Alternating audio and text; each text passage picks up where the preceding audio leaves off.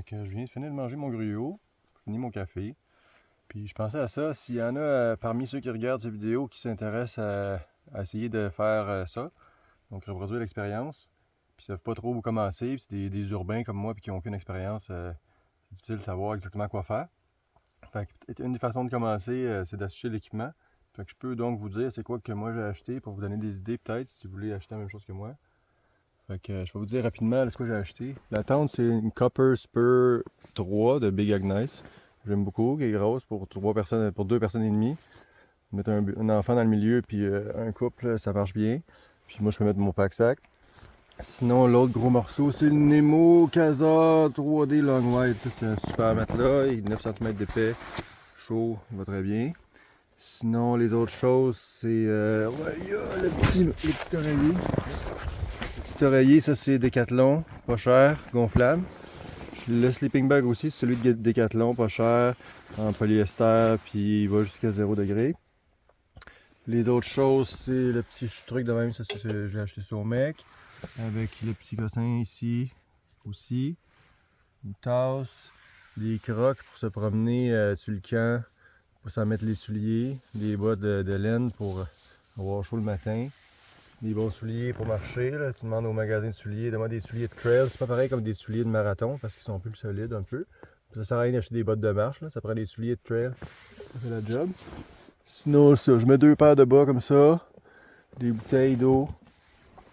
Les autres affaires, ouais, j'ai ça autour de la taille. Donc, mon livre dedans, puis mon lunch pour la journée. Petite frontale du Walmart. Des sacs Ziploc avec toutes les affaires dedans.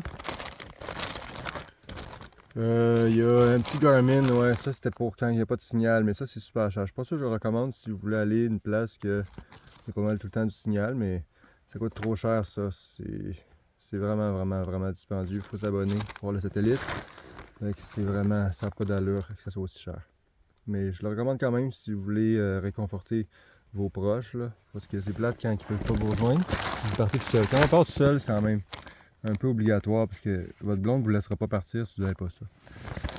Et puis, ça c'est un battery pack que j'ai pris au Best Buy qui permet de charger le téléphone 3-4 fois, mais qui va pas super bien. Je ne sais pas si c'est lui le meilleur. Il s'appelle Insignia. Pas sûr si c'est lui le meilleur. Je vais investiguer. Et puis, c'est pas mal ça. Ah oui, il y a ça ici. Ça, j'ai pris au mec. Ça, c'est un bon petit manteau chaud, mais qui vient vraiment petit et léger. Quand on le met en boule, là, il est vraiment tout petit. Puis ça, c'est un sun hoodie, que c'est comme un chandail super léger à manches longues. Puis le reste, pendant la journée, je fais juste mettre un chandail normal, mon chapeau, un bandeau pour la sueur, puis les toilettes. J'ai oublié quelque chose? J'ai oublié, je pense bien. Fait que c'est ça, je vais repacter mes affaires, mettre ça dans mon sac, puis... Ah non, j'ai oublié de parler du pack-sac. Le pack-sac, lui, je le recommande pas par exemple, parce que j'ai pris sur internet, c'est le moins cher que j'ai trouvé, puis il fait mal aux épaules. Fait que peut-être qu'il faudrait aller que j'upgrade ça éventuellement. Fait que ça va être ça pour mon gros vidéo qui explique mon équipement. Fait que bonne journée, c'est parti!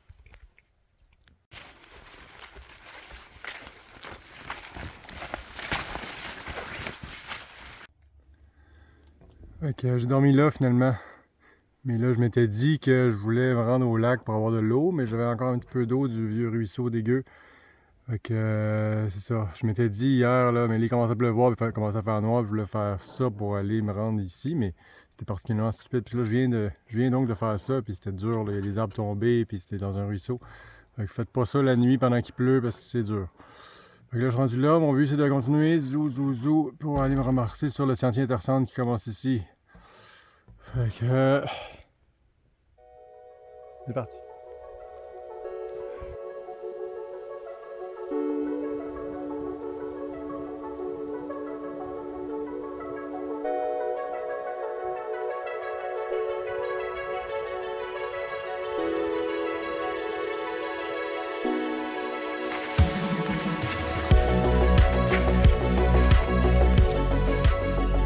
Bon, ça me rend jusqu'ici. Là, il y a de la route, une genre de gros sentier de même. Pour me rendre jusque là. Pour ça ici, pour ça il y a un parking ici. Puis là, je viens de calculer ça. Je pense que j'ai assez de batterie pour faire une autre petite vidéo. Fait que là, Les autres sujets qui seront peut-être intéressants, c'est comment faire pour se rendre sur le sentier. Si quelqu'un veut essayer de faire ce que j'ai fait, mais il ne sait pas trop comment faire pour se rendre. Le problème, c'est que c'est plate de faire un aller-retour puis laisser une auto quelque part à un parking, parce que l'aller-retour, ça fait que tu vois le même sentier 2 fois, avec tu vois moins de sentiers. À 2 personnes, tu peux essayer de faire le tour de passe-passe, de mettre une auto à un bout, puis l'autre auto à l'autre bout. Et ça me semble bien compliqué. Puis il y a des autobus, puis c'est fait pour ça les autobus, puis c'est pas trop cher. Moins cher que le gaz qu'il faut mettre dans l'auto pour te rendre. Puis il y a des autobus qui se rendent un peu partout sur le sentier. En particulier, le bout de sentier que je fais, près de Montréal, il y a un autobus qui se rend à Saint-Émilie tous les jours, à Saint-Donat, la fin de semaine seulement. Puis à Saint-Faustin, puis à La Belle, des autobus qui se rendent là. Sinon, d'autres places qui sont intéressantes pour embarquer sur le sentier, c'est Saint-Côme. Mais pour ça, il faudrait faire du pouce pour aller à Saint-Émilie ou à Saint-Donat pour prendre le bus. Le pouce, ça marche, même dans le 21e siècle. On finit toujours par se faire embarquer, puis c'est sûr que c'est un peu weird avec la COVID, mais je pense que c'est correct. Puis c'est toujours des gens intéressants, par définition, puis du monde gentil qui t'embarque pour faire du pouce, ça fait qu'on peut jaser avec du monde intéressant.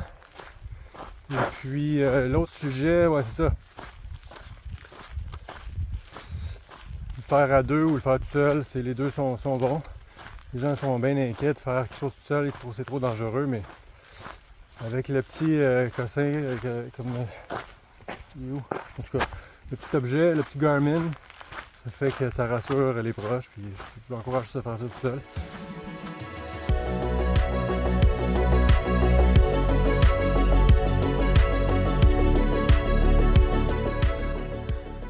Je suis embarqué sur le sentier de la section intercentre.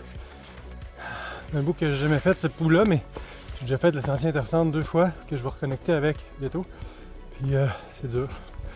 Ça monte beaucoup. La première étape, c'est de monter la montagne noire. C'est difficile à grimper. Donc il faut jamais abandonner. Des fois, on se demande si on devrait abandonner ou pas. Dans ce temps-là, le truc, c'est de se dire, c'est bien simple, il faut jamais abandonner. Donc ça devient plus simple à ce moment-là, juste à pas abandonner. Jamais abandonner. C'est ça que je voulais vous dire alors que je grimpe cette montagne.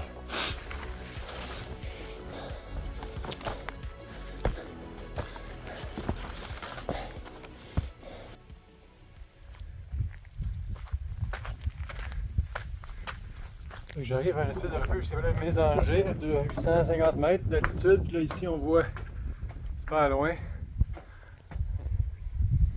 Là-bas, c'est le mont Garceau. Puis Saint-Donat qui est derrière cette montagne ici. Puis moi, j'arrive de plus loin, en fait. La montagne Moiro est de l'autre bord par là. C'est pas elle, je pense, c'est plus loin un peu. Et puis après ça, nous, on s'en va dans l'autre direction, la montagne noire qu'on voit pas non plus, qui est par là, qui est encore plus haute, en fait, qu'il faut aller après. Petit refuge ici, tu vois, pendant la journée, c'est pas même pas barré. Mais il faut payer pour le soir, puis ça a l'air cool, parce que j'ai un beau foyer. Puis il y a des lits en haut. Ici, on voit toute la carte, là. On voit que moi, je suis arrivé, là. Je suis arrivé de Notre-Dame-de-Merci. Puis là, le nouveau Sentier National, il fait ça comme ça, mais moi, je l'ai fait sur la route ici. Après ça, j'ai fait ça, j'ai fait ça, j'ai fait ça, j'ai fait ça, j'ai fait ça, j'ai fait ça. Puis là, on est rendu ici, pouf! Et puis là, mon but, c'est de me rendre, donc, montagne noire. Ici, c'est ça, c'est très haut. Ensuite, je fais le tour de la montagne blanche, je pense pas que je vais monter en haut. Je fais le tour ici. Montagne grise non plus, pas sûr que je vais vouloir la grimper. Pas à côté, ici. Ça, c'est la fin du Sentier National, mais je vais continuer par là, moi, pour aller au chalet. Puis je sais pas si je vais réussir aujourd'hui, ça sera quand même étonnant. Si je finis aujourd'hui, ça sera un noirceur, sûrement. En tout cas, gros plan pour la journée. On lâche pas. Prochain objectif, montagne noire. Go, go! Bon, montagne noire, c'est ça que ça a l'air. Et il y a ceci. Oh. On va aller voir. Fait que ça, c'est en haut de la montagne noire. On voit dans toutes les directions, quand même assez loin. C'est assez satisfaisant.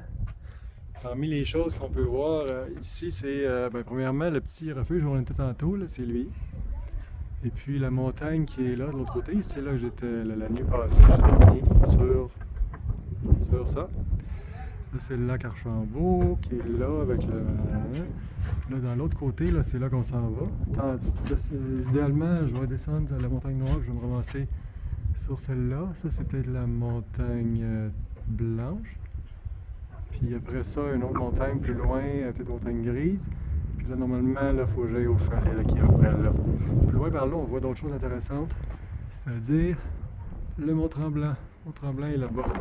C'est lui là, c'est le plus haut de la région, lui, là-bas. Ouais. C'est ça pour la montagne noire.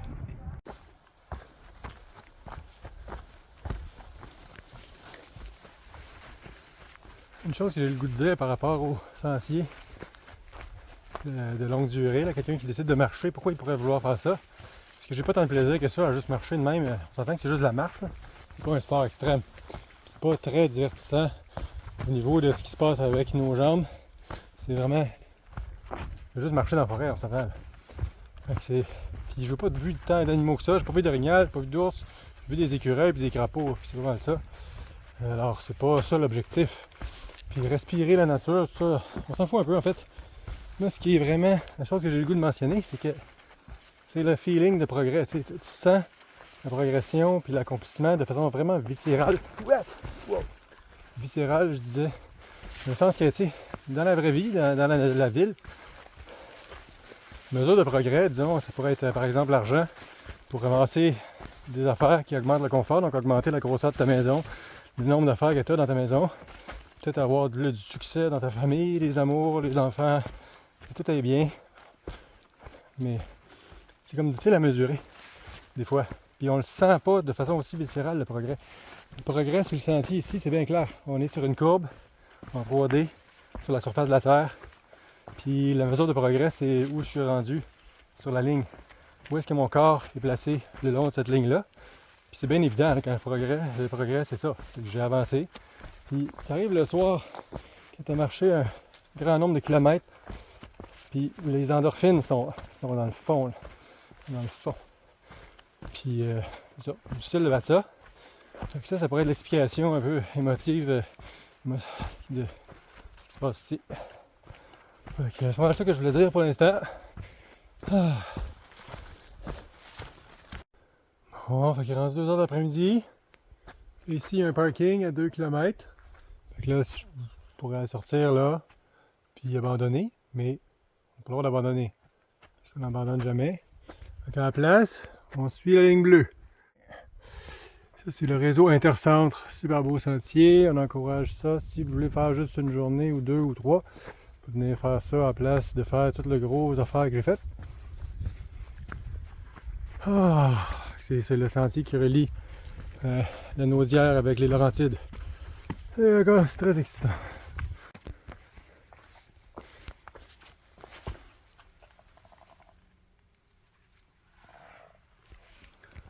Il y a un orignal qui est passé ici il n'y a pas très longtemps.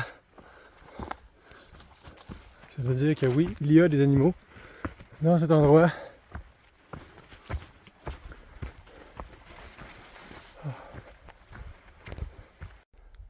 Lac de la Pelle, refuge de la Pelle. J'ai faim, fait que je vais manger. Puis normalement, je mangerais un délicieux ficello de fond de sac avec un petit pepperoni du Dollarama. Mais là, hier, je suis au dépanneur et je me suis fait une surprise. Trio de viande. Ça va être délicieux. Aussi, je pourrais me baigner dans ce lac pour me dépuer un peu. Dans l'optique de possiblement être moins repoussant quand je vais retrouver ma famille dans un certain nombre de kilomètres. Mais je suis pressé d'arriver, fait que fuck it, je vais juste y aller, go. Ça va être dégueu, mais ça va être ça. Yeah!